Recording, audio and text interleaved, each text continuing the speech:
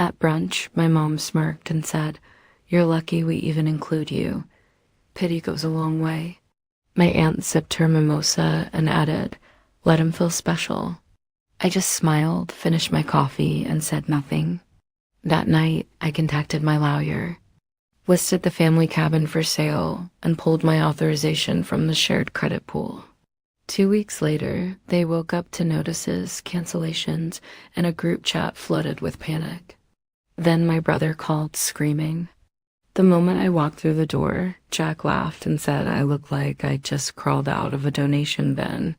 My mom didn't even glance at me before commenting that I must have finally remembered what a razor was for.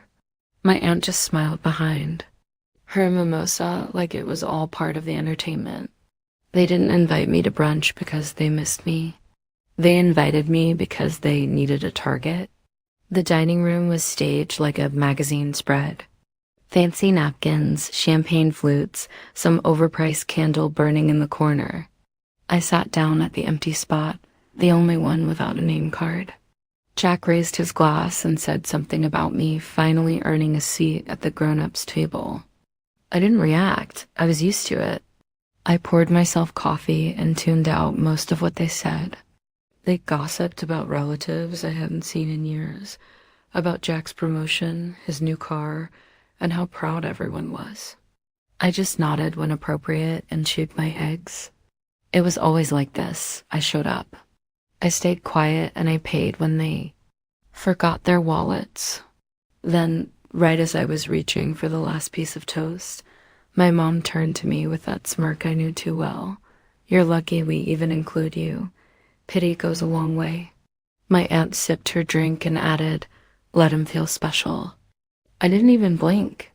I finished my coffee, smiled, and said nothing. That night, I opened my laptop and didn't hesitate. I emailed my lawyer.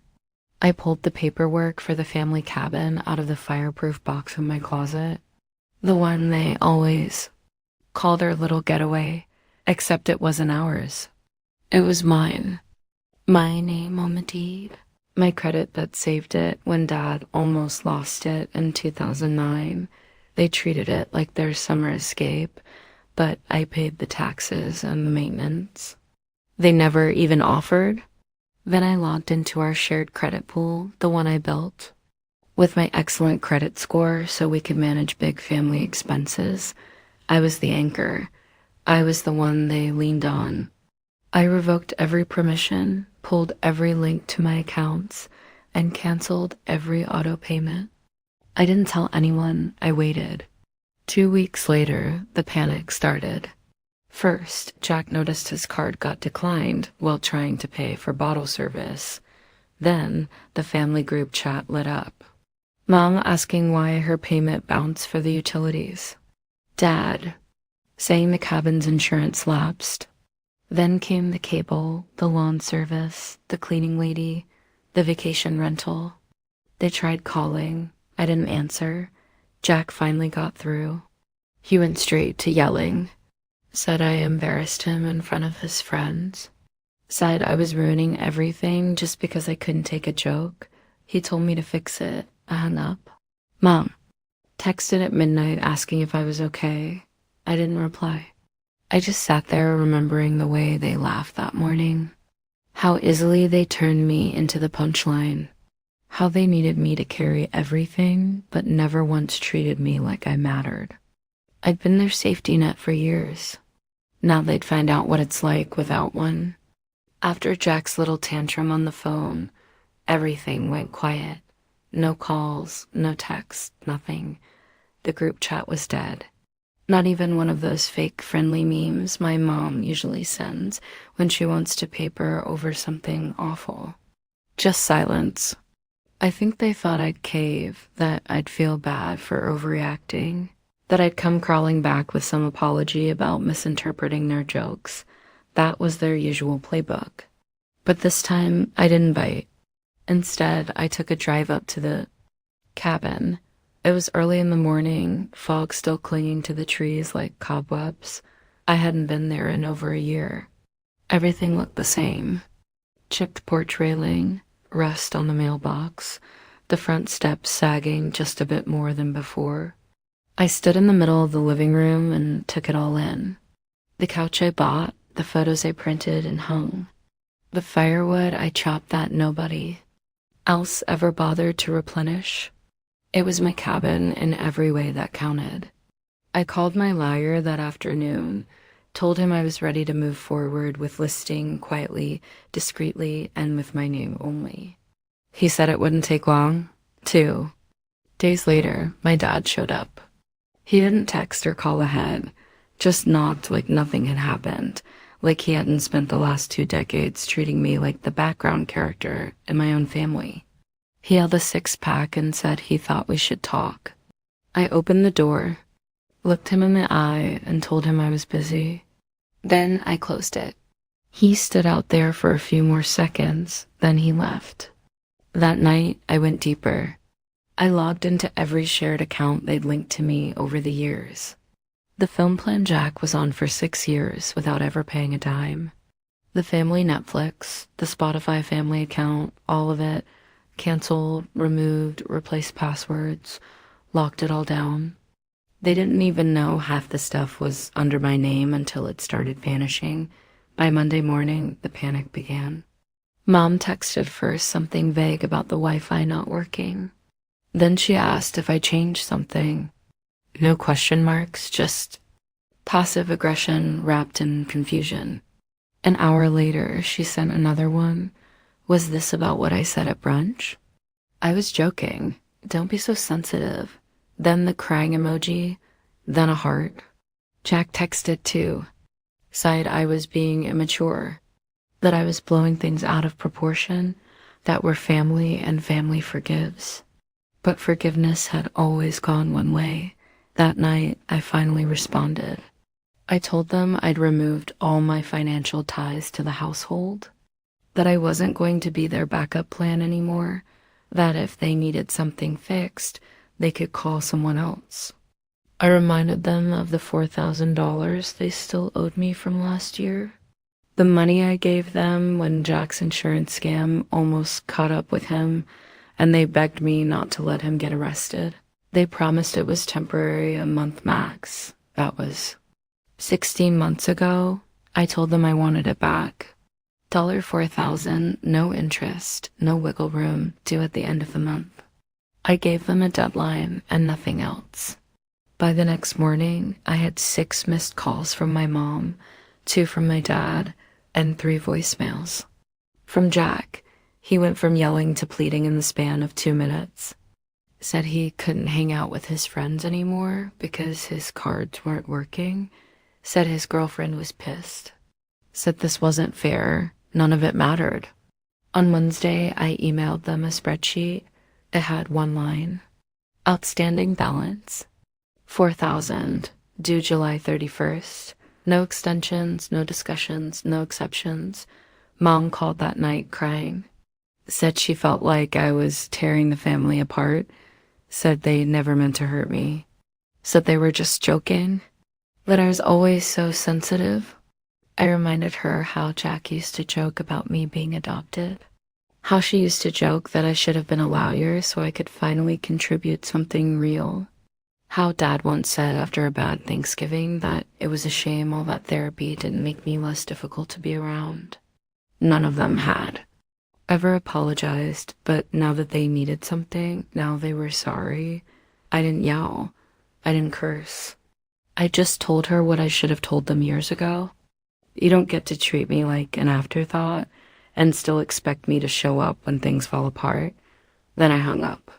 I don't think I've ever felt more clear in my life. By the end of the week, they realized I was serious. The shift in tone was immediate. Jack stopped yelling. My dad stopped pretending he didn't care. My mom started calling every day like we were best friends. All of a sudden, I was the most important person in the family again. It was pathetic. She called Tuesday morning and left a voicemail about how the washing machine broke. Said she didn't know how to schedule a repair without my help. Wednesday, it was the water bill. Apparently, they'd forgotten how to log into the account since. I'd managed it for years. Thursday, she sent a photo of Jack standing next to his car with the hood open. Said something about how I always knew how to figure these things out. They didn't say sorry. They didn't offer to pay me back. They just wanted it all to go back to normal. That same evening, I got a message from my aunt, the same one who smirked during brunch like she was watching a live sitcom. She said the whole thing had gone too far, that I needed to think about what kind of woman I wanted to be. Said I was hurting people who loved me. I almost laughed. They were all hurting now. And the truth was, it didn't even take much. Just a few leginins, a few documents, a few digital scissors to cut every cord they had tied around my neck. I hadn't yelled, hadn't lashed out, hadn't burned anything down. I just stopped giving, and that was enough to unravel everything. I got the $4,000 on Friday, wired from my dad's account with a 2-word note, "We're square." They thought that was the end of it, like settling the debt would buy them a clean slate. It didn't. That same night, I submitted the final documents for the cabin listing. It was going on the market the following week. I didn't tell anyone. On Saturday, Jack tried again. He showed up at my place with 2 6-packs and some nonsense about siblings fixing things. Said he missed how things used to be. Said it was stupid that we were fighting over a couple of jokes. I let him sit there on the porch, rambling, until he realized I wasn't going to respond. Then he stood up, tried to make it about me again, called me bitter, dramatic, impossible to deal with. I closed the door while he was mid-sentence. Later, that night, I got a final text from him. Said he hoped I enjoyed being alone, that the rest of the family was moving on without me. They weren't. I could see it in the way they kept circling. Mom dropping passive-aggressive messages about how we all make mistakes. Dad asking if I'd reconsider handling the property taxes just one last time. Jack trying to act like nothing ever happened when he needed a ride to pick up his car. I ignored all of it. The more they tried to pretend nothing had changed, the more obvious it was how much had. They needed me. Not because they loved me, but because they had built their lives on the idea that I would always be there. Quiet, reliable, invisible. But I wasn't that person anymore. And they weren't ready for what was coming next. The listing went live on a Monday morning. I watched it happen from my kitchen table with a coffee in hand, barely blinking as the photo of the cabin appeared. Online, wide porch, green shutters, maple trees all around it. The same place where I'd spent countless weekends cleaning, fixing, mowing, while everyone else just showed up with coolers and walked in like they owned it. It didn't take long for the storm to hit. By noon, my phone was vibrating nonstop. I didn't even have to look. I knew. My mom called 4 times before I silenced it. Then came the group chat. My aunt was the first to notice. She sent a screenshot of the listing and added, "What is this?" Like she hadn't sat there smirking when I got humiliated over pancakes. Then my mom chimed in with something about, "You can't be serious." Then a crying emoji. It wasn't until one of her old church friends messaged her, someone I barely even remembered, that she really lost it. Apparently, the woman saw the listing on Facebook and assumed my mom was downsizing. When she replied that she didn't know anything about it, the woman asked if everything was okay and whether they needed help. That's what sent her spiraling. The next voicemail she left me was almost unintelligible.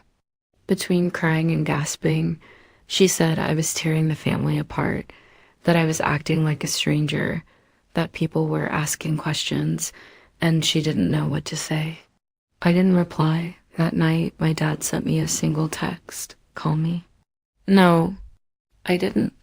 Instead, I went to bed and slept better than I had in weeks. The next day, Jack went full meltdown.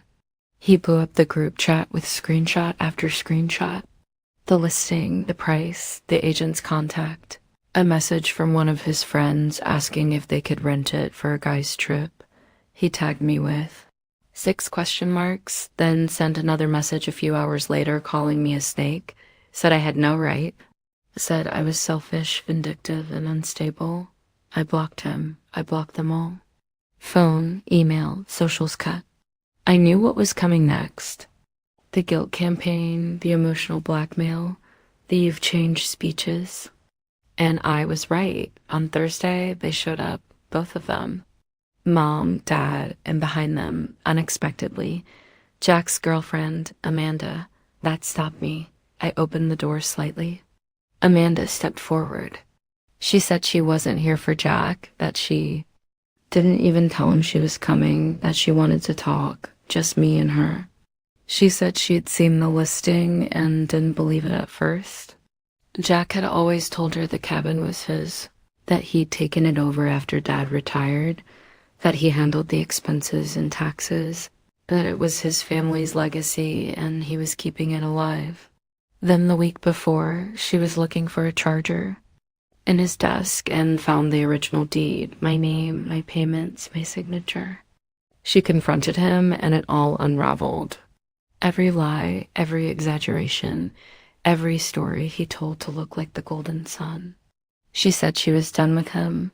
She just thought I deserved to know. Then she apologized and walked away. I looked at my parents. They just stood there unsure of what to say. I told them I'd already arranged the payout.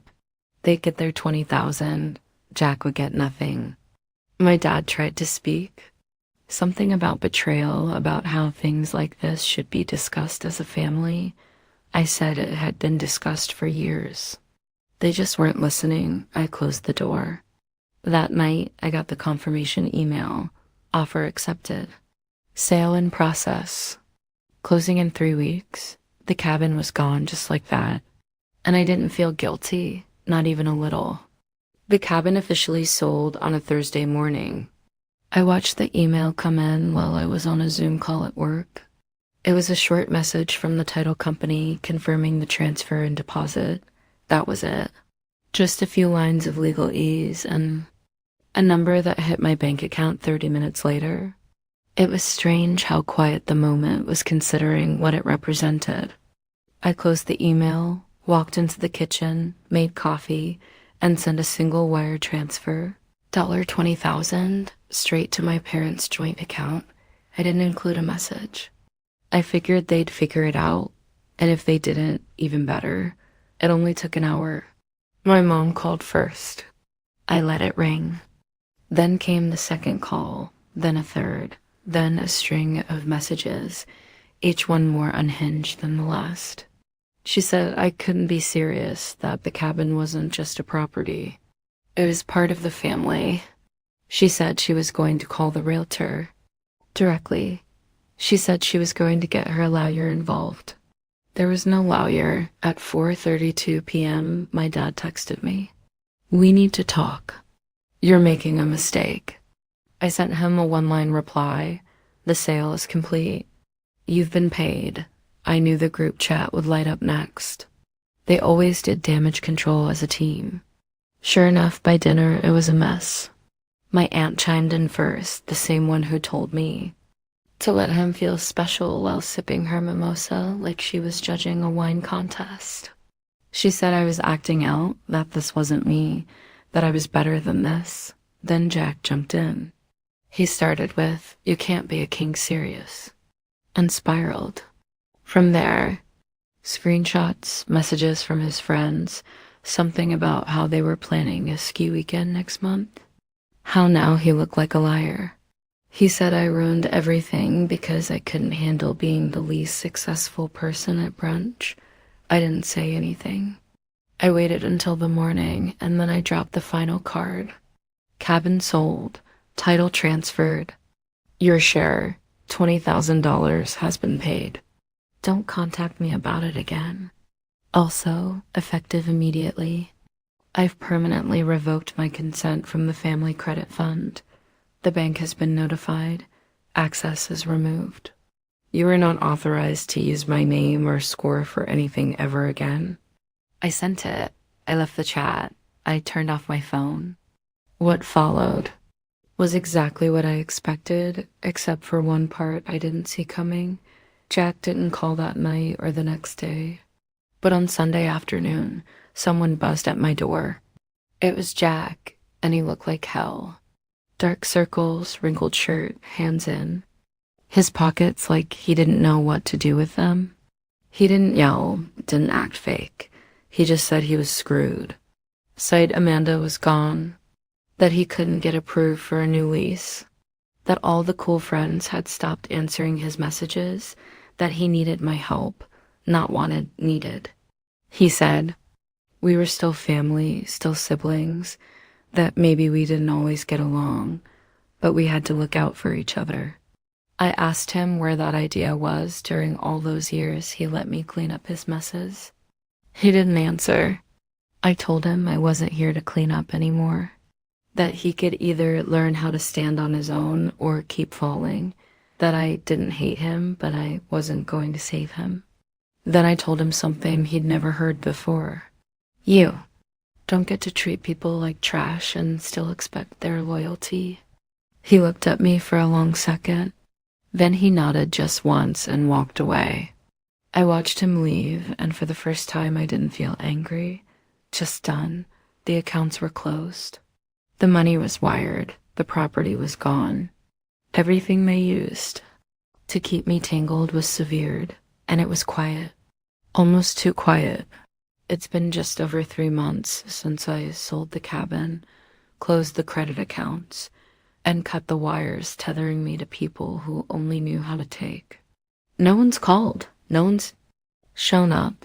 Not even a forwarded meme from my aunt. And she used to send those like clockwork. Nothing. Absolute silence. And most days I love it. My apartment feels bigger now. Cleaner. The air lighter. I stopped waking up with that low-level anxiety buzzing in my chest, wondering which emergency I'd have to fix that day. I've picked up hobbies again. Reading, cooking real food. I even took a solo trip to Colorado. No itinerary. Just drove through the mountains with the windows down and no one asking where I was or what I was doing.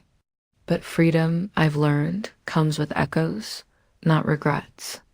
I wouldn't change a thing, but echoes of what could have been if they'd been different people.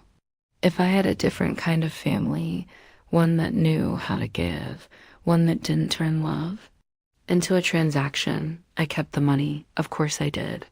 Jack never reached out again for anything. My parents didn't send a thank you for the $20,000 I wired. Instead, I checked the account it went into. Yeah, I still had access when it landed. They logged in 10 minutes after the deposit cleared. Moved the money, changed the password. That was it, like it was a refund.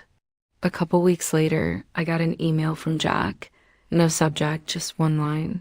You stopped and I finally felt it. I don't expect anything, just I get it now. I read it twice, then I archived it. Not because I didn't believe him. Honestly, it was the first thing he'd said in years that sounded like it came from a real place. But because there was nothing else to say. Not yet. Maybe not ever. The funny part is, I think he actually thought that was enough. That understanding the damage was the same thing as repairing it. But it's not. Knowing you ruined something doesn't make it whole again. I've been seeing Dylan, our younger cousin, more often now. He's only 16, but he's sharp, quiet, observant. He never laughed when Jack and my mom made me the joke. I noticed that even back then, he's not like the rest of them. Not yet, at least. So I pick him up sometimes, take him to the batting cages or grab burgers. I don't talk about the family much. I don't need to. He knows. I'm not trying to save him. I'm just making sure he knows someone's on his side if he ever needs to walk away too. As for my parents, I don't think they'll reach out again. Not because they've let go of the grudge, but because they don't know how to deal with a version of me that doesn't need them anymore. They don't know how to reach someone they can't manipulate, guilt, or shame, and now they never will. There are still nights where I stare at the ceiling and think about the day I walked into that brunch, about the look on Jack's face when I sat down, about my mom's smirk, about how they all thought I'd never fight back. They were so sure of it. That's what sticks with me the most. Not their cruelty, but their certainty that I would take it forever. And now that I've walked away, they're still waiting for me to come back, to cool off, to miss them enough to undo it all. But I won't. I've won. Not in a movie ending way. Not with fanfare or revenge montages. Just control, silence, peace. It's not as loud as they think a win should be, but it's mine. And that's enough for now. It's been almost a year since that brunch.